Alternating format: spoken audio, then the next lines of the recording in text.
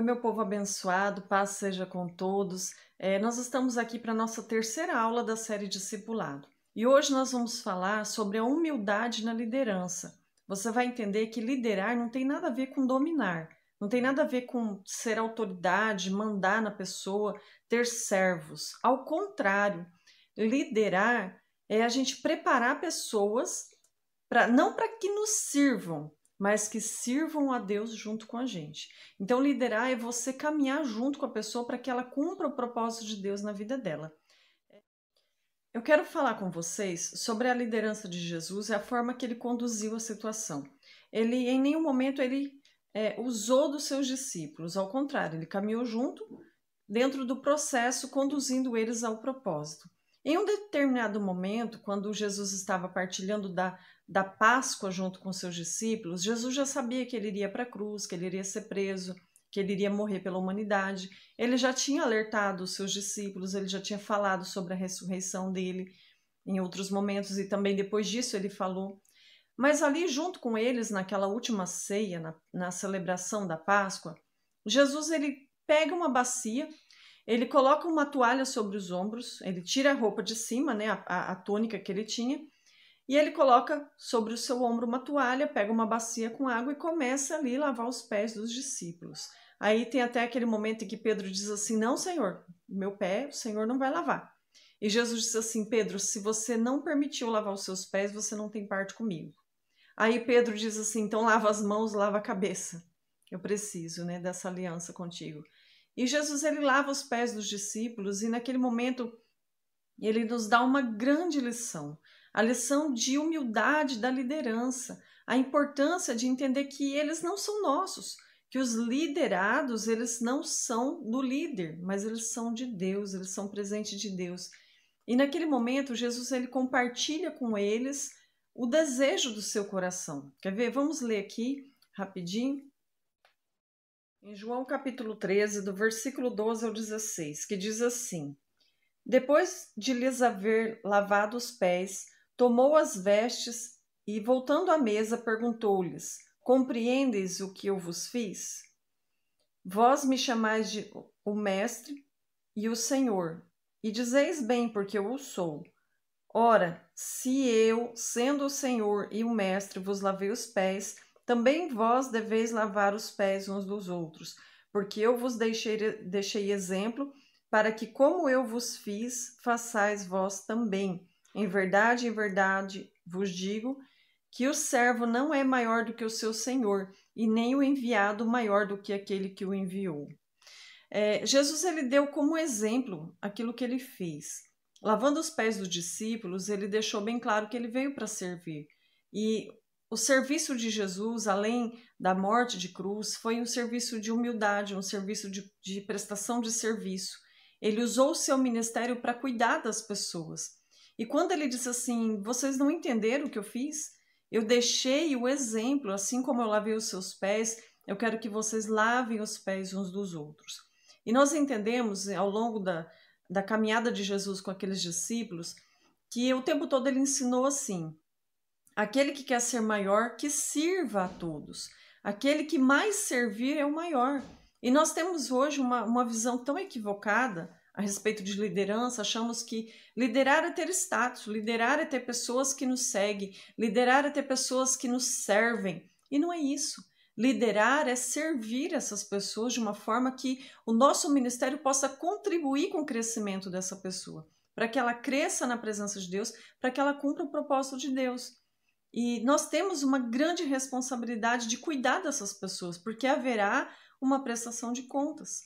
Nós estamos estudando nessas aulas, nessa série, praticamente, a oração sacerdotal, que se encontra em João capítulo 17.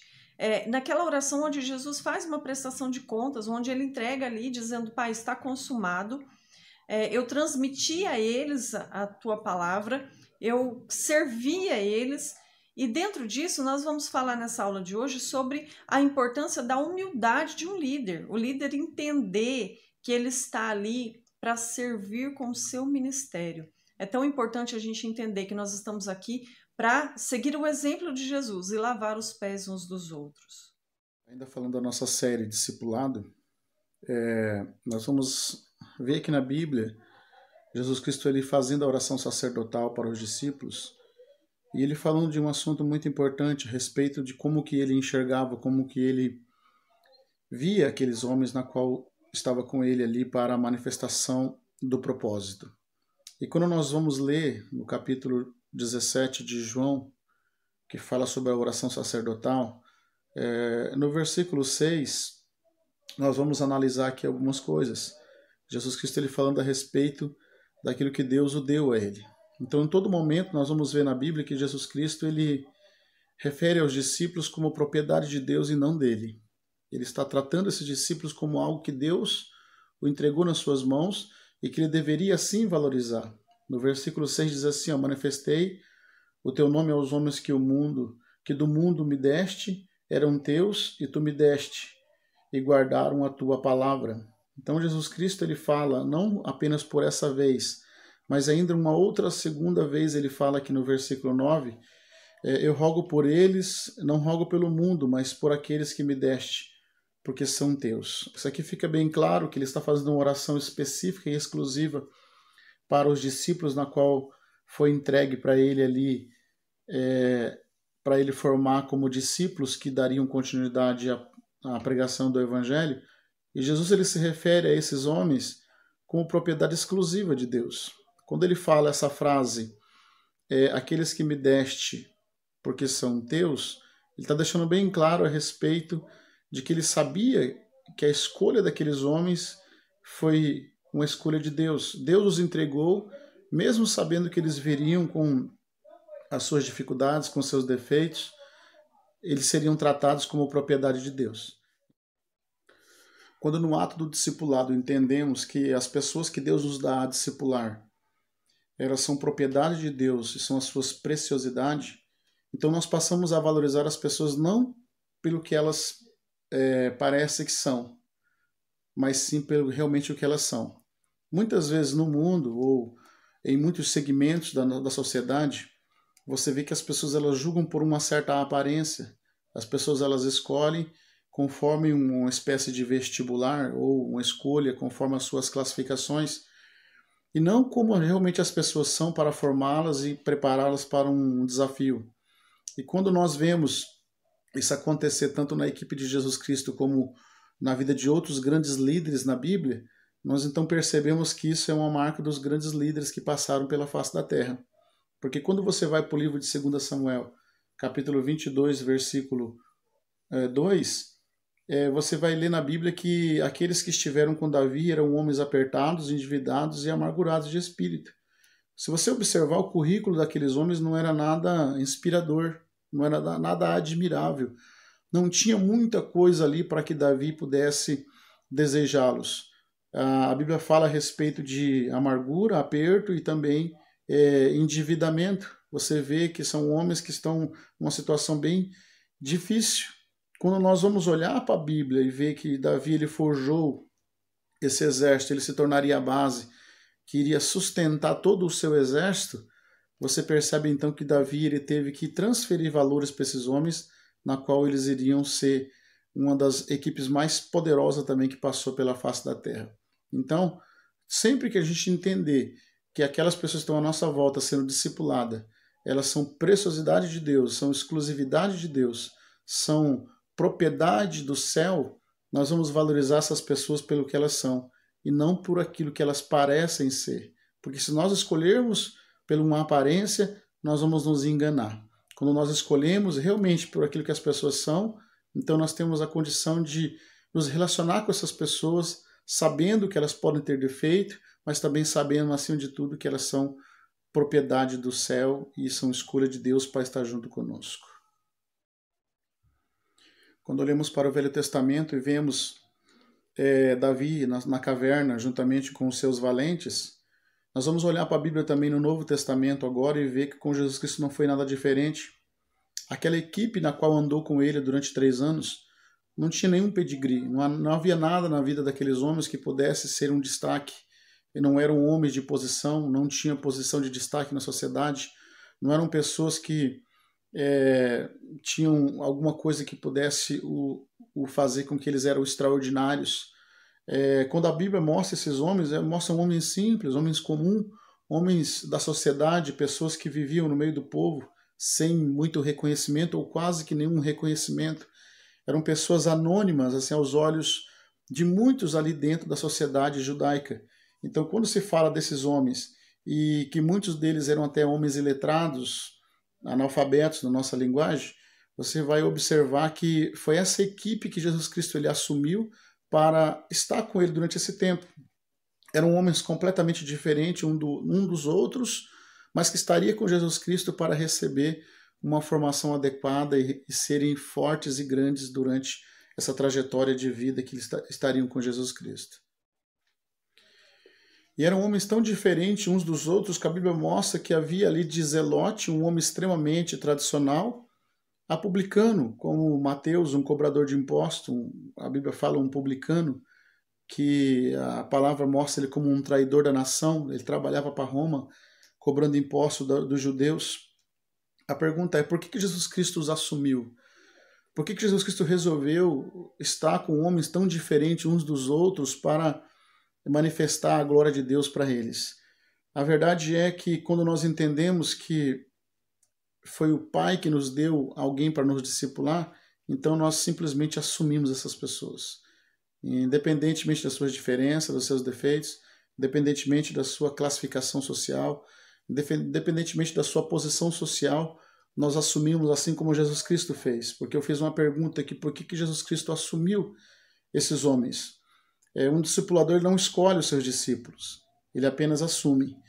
Sempre quando nós assumimos, nós entendemos que foi o Pai que nos deu, nós estamos assumindo porque isso foi uma escolha de Deus. Mesmo com as suas dificuldades, mesmo com a sua falta de posição social, mesmo talvez as pessoas não sendo aquilo que o mundo gostaria que elas fossem, nós discipuladores temos que assumir simplesmente por conta de saber que elas são do Pai e o Pai nos deu para que nós podemos forjar nela um discipulado. Entendendo isso, Jesus Cristo, ele o desafiou à fé e os convidou para estarem com ele.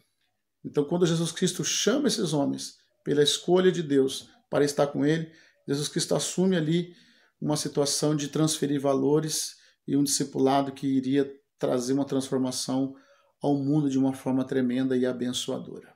Assim como Josué servia Moisés, e assim também como a palavra diz assim que Eliseu servia, deitava água nas mãos de Elias, nós entendemos que na caminhada desses homens, eles serviam sim os seus líderes, mas de uma forma com respeito, com amor, com cumplicidade, para que a caminhada junto fosse construído o processo de crescimento e a autoridade que iria estar sobre a vida desses homens depois. A transferência de unção, a transferência do ministério, porque tanto Josué liderou no lugar de Moisés depois, quanto Eliseu ficou no lugar de Elias. Então a caminhada deles não era uma caminhada de líder, de chefe e o seu funcionário, mas era um líder que caminhava junto e que ensinava ao longo do tempo. Quando nós entendemos que os discípulos não são as nossas propriedades, quando nós entendemos que eles são de Deus e que um dia a gente vai prestar conta dessas pessoas que nos seguem, isso nos impede de usar dessas pessoas.